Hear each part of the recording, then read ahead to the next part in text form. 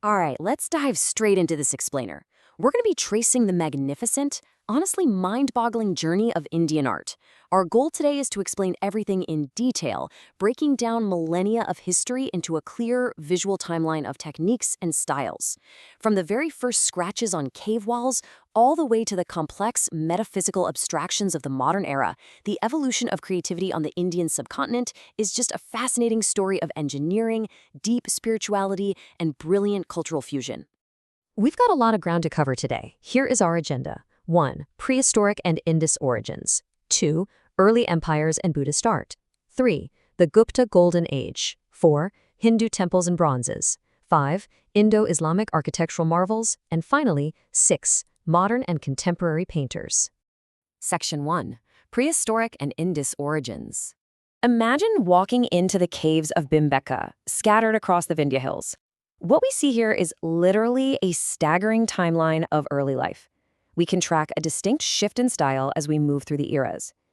It starts way back in the Upper Paleolithic period with these massive, stick-like human figures and giant animals painted in dark red and green.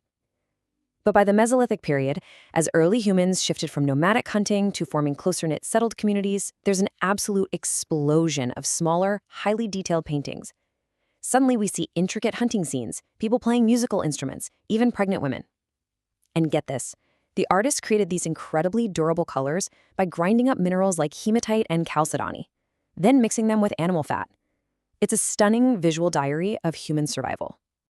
Now fast forward to the Indus Valley Civilization. Roughly 5,000 years ago, we see an astonishing leap in craftsmanship.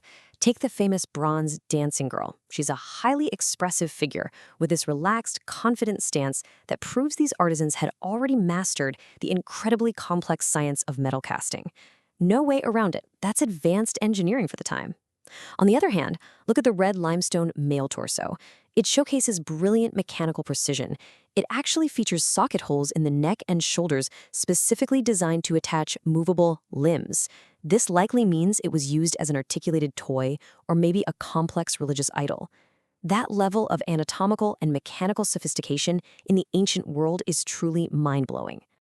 Section 2. Early Empires in Buddhist Art.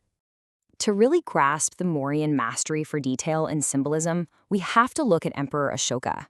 To spread his message of Dharma across his vast empire, he commissioned wildly intricate monuments like the Sarnath lion capital. We're not just talking about a simple carving here.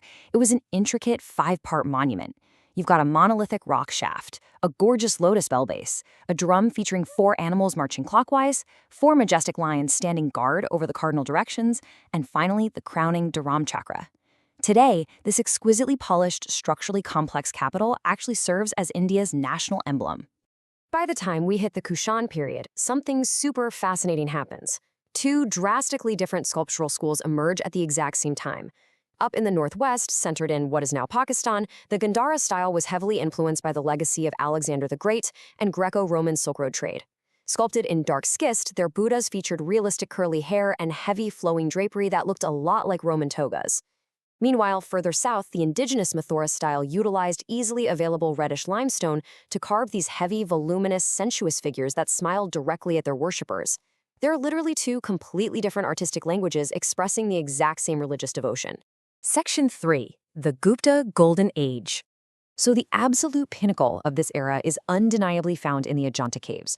We are talking about 30 massive rock-cut halls, some dedicated for prayer, called chaityas, and some for living, called viharas, all carved directly into a horseshoe-shaped cliff face. The interiors are covered in stunning wall murals, painted with a very earthy palette of yellow ochre, lapis blue, and terracotta red. What's amazing is that the painters used rhythmic, delicate outlines that seamlessly merge with the volume of the bodies, giving these completely flat walls an incredible illusion of 3-dimensional depth. Just to show you the sheer scale of genius here, we just need to look at 2 specific masterpieces. Cave 1 houses the famously serene painting of the Padmapani Bodhisattva. He's holding a lotus, depicted with perfectly rhythmic lines, half-closed eyes, and naturalistic shading that practically makes the figure pop right off the wall. Now, contrast that serene painting with Cave 26, which contains the Mara Vijay. This is a massive, highly dramatic stone relief detailing the demon Mara and his daughters trying to distract the Buddha. Every single detail, from the wildly dancing figures to the celestial beings, is given equal, breathtaking attention. Section 4. Hindu Temples and Bronzes. As we move forward, architecture boldly splits into two main structural styles. Up in North India, the Nagara style dominated. These temples emphasized sheer, massive verticality, culminating in a large conical tower we call a shikara. In sharp contrast, the Dravida style of South India utilized ascending terraced pyramids. And these weren't just single buildings. The Dravida style expanded into sprawling temple townships, surrounded by massive concentric enclosures and towering gateways known as gopurams. These served as immense urban markers and thriving cultural hubs for the surrounding population. These towering structural achievements housed equally colossal and dynamic relief sculptures. For instance, the Pallava dynasty carved the descent of Ganga straight onto two giant granite boulders, filling them with life-sized, incredibly realistic elephants, deities, and humans.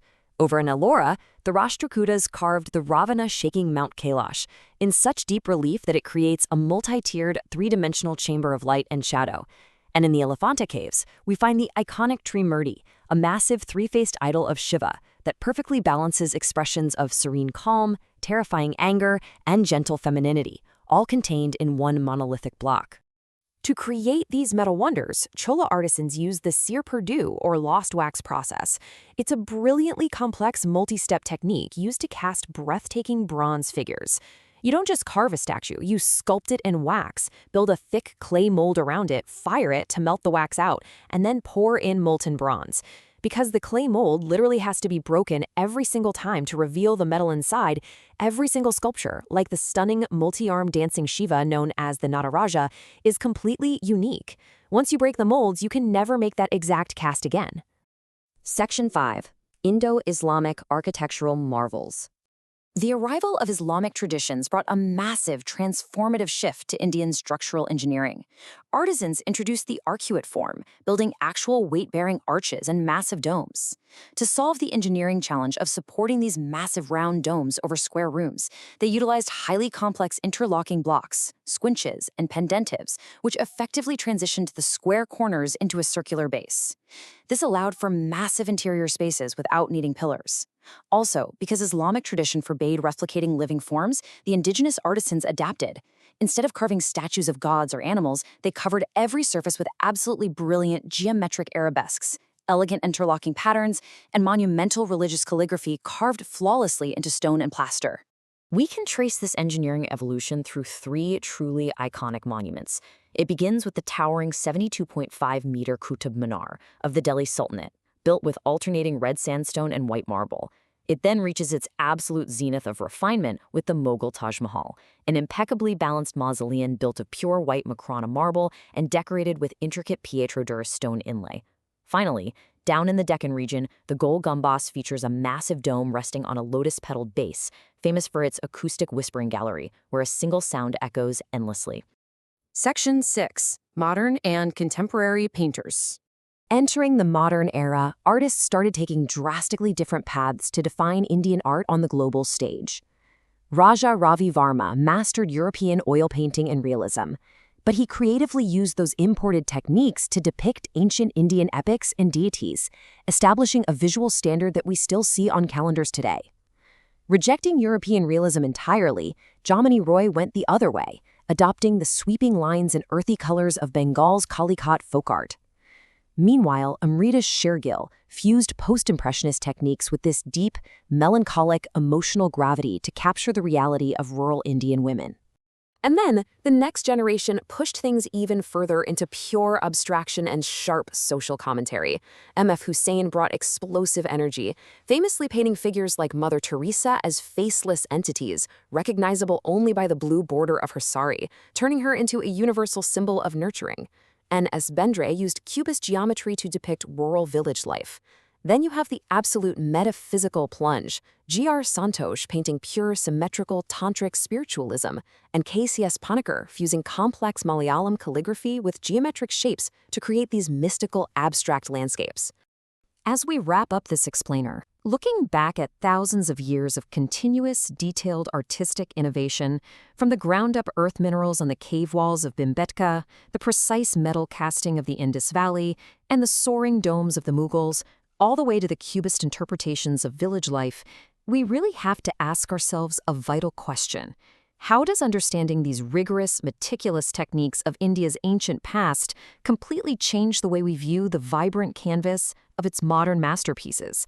Keep that in the back of your mind the next time you look at any piece of contemporary art. Thanks for joining me today, and keep exploring.